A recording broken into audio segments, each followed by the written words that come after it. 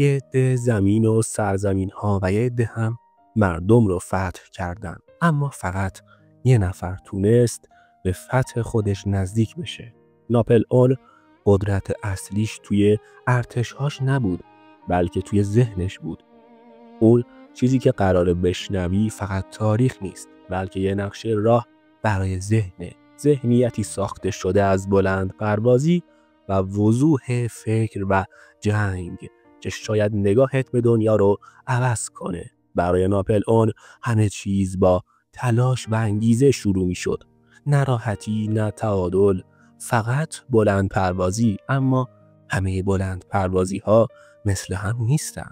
اون می گفت بلند پروازی واقعی باید با وسواس و جدیت همراه باشه. خودش می گفت آدم بدون بلند پروازی مثل یه جسد بدون روحه. اون آدم‌های بی هدف و خوابالود رو دوست نداشت. می گفت ترس هات رو مثل شنل از تنت بیرون بنداز. هر لحظه که شک کنی دشمن قوی‌تر میشه. جسارت مهمه چون تردید رو میکشه، اما بلند پروازی به تنهایی کافی نیست. اگه پشت کار نباشه همه چیز خراب میشه. پیروزی مال کسیه که هیچ وقت از تلاش دست نکشه. این حرف فقط یه جمله انگیزشی نیست، یه قانون برای زنده موندنه. ناپلئون شکست خورد، تبعید شد، اما همیشه برگشت. نه چون مطمئن بود برنده میشه، بلکه چون نمیتونست قبول کنه که تسلیم بشه. بزرگیش از استعداد نادر نیومده بود، بلکه از تلاش مداوم و پیوسته بود. یه بار گفته بود حکمت واقعی یعنی تصمیمی که محکم و راسخه. هیچ استرس و هیجانی، فقط حرکت رو به جلو نیست. حتی شانس هم توی دنیای اون به دست می اومد. می گفت توانایی بدون فرصت هیچ معنی نداره، ولی اگه فرصت نباشه خودم ایجادش می کنم. کلمه غیر ممکن برای ناپلئون فقط یه جوک بود. می خندید و می گفت غیر ممکن فقط به درد کسایی می خوره که واقعا نمیخوام. می گفت شرایط رو من خودم می سازم. چیزی که اون رو شکست ناپذیر کرد فقط باورش نبود، بلکه تمرکز قوی بود.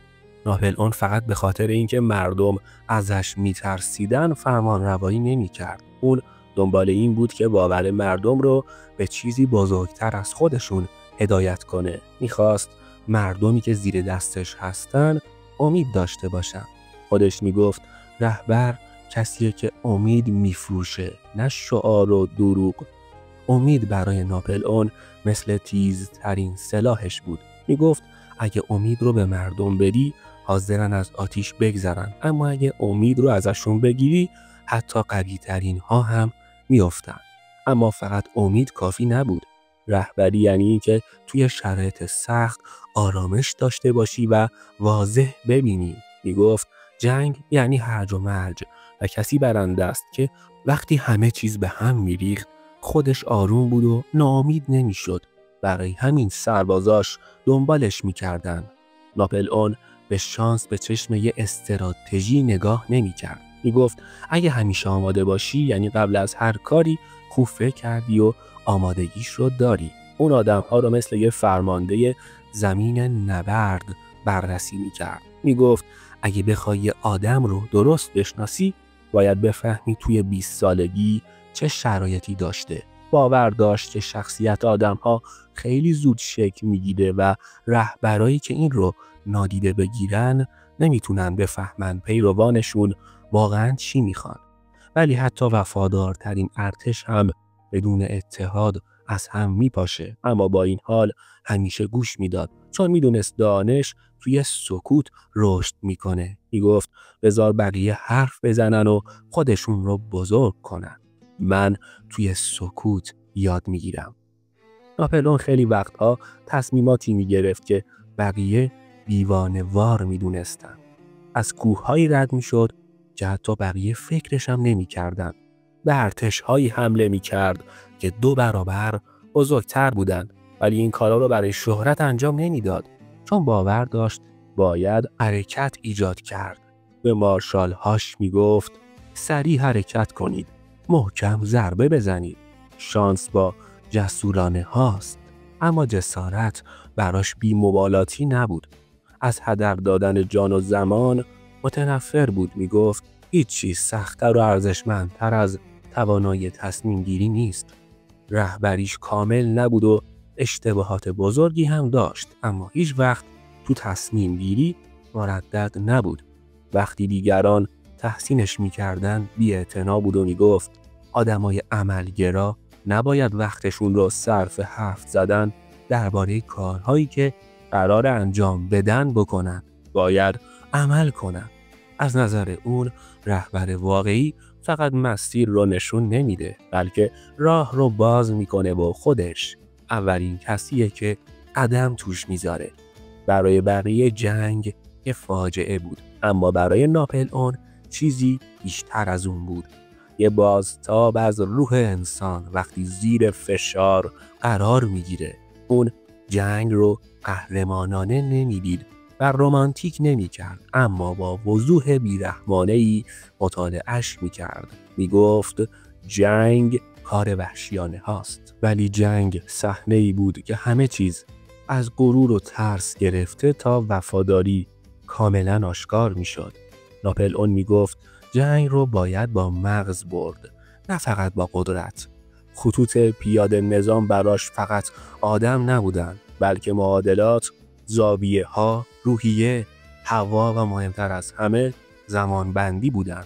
زمان برای اون همه چیز بود. 5 دقیقه میتونست سرنوشت یک نبرد و حتی تمام عمر آدم‌ها رو تغییر بده.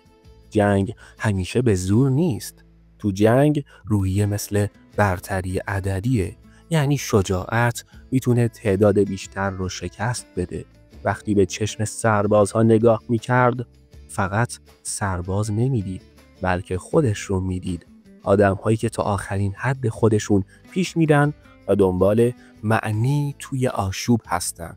و همین لبه بود که ناپلئون اونجا قدرت میگرفت. شجاعت ترس نداشتن نیست، بلکه مهارت کنترل ترسه. ترس میتونه کنارت باشه، اما نباید تو رو رهبری کنه. ناپلئون به افسرهاش یاد میداد فکر کنن، نه فقط دستور بگیرن. میگفت وقتی توپ اول شلیک میشه نقشه ها کم ارزش میشن، ولی قضاوت خوب همه چیز رو تعیین میکنه. وقتی بقیه فقط صدای گلوله رو میشنیدن اون الگو میدید. وقتی بیشتر مردم میترسیدن اون جلو میرفت. وقتی بقیه شک داشتن اون حمله میکرد. اگه درد رو حس میکرد دفنش میکرد. میگفت ذهن قوی میتونه درد رو متوقف کنه و ترس رو تغییر بده. از سربازاش هم همین انتظار رو داشت، نه چون آدم بیرحمی بود، بلکه چون میدونست بقا اول ذهنی بعد جسمی. حرکت دائم براش خیلی مهم بود. میگفت باید ارتشت رو همیشه در حرکت نگه داری. نیرویی که حرکت میکنه دشمن رو به هم میریزه و نیروی خودتو قوی‌تر میکنه. اما جنگ بهونه‌ای برای بی احتیاطی نبود. هنر جنگ به گفته خودش این بود که با کمترین نیرو بیشترین سود رو ببری، یعنی صرفه‌جویی، دقت و سرعت. اون جنگ رو مثل یه چاقوی جراحی میدید، نه پتک. ولی یه چیز رو هم خوب میدونست: هیچ فرماندهی از اشتباه در امان نیست. یک قدم اشتباه یعنی ایجاد فاصله بین پیروزی و شکست. برای همین به جزئیات وسواس داشت. شبها توی اردوگاه‌ها راه میرفت، گزارش‌ها رو با نور شمع میخوند و حتی وقتی امپراتور بود خودش جلوی صف میرفت، چون جنگ به مقام‌ها اهمیت نمیداد.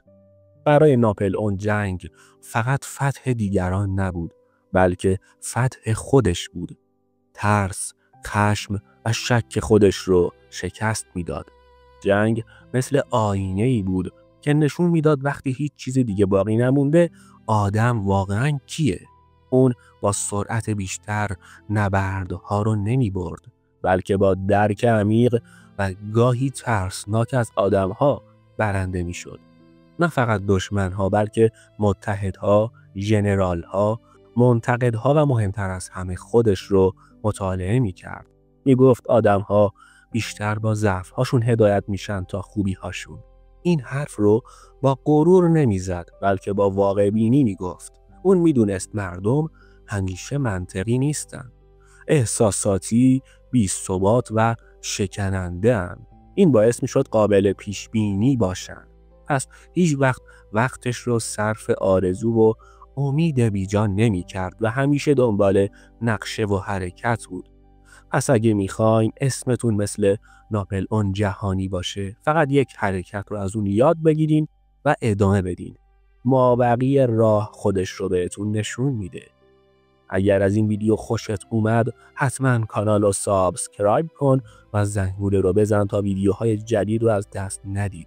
منتظر نظراتت هم هستم. بهم بگو کدوم بخش ناپلئون بیشتر به دلت نشست.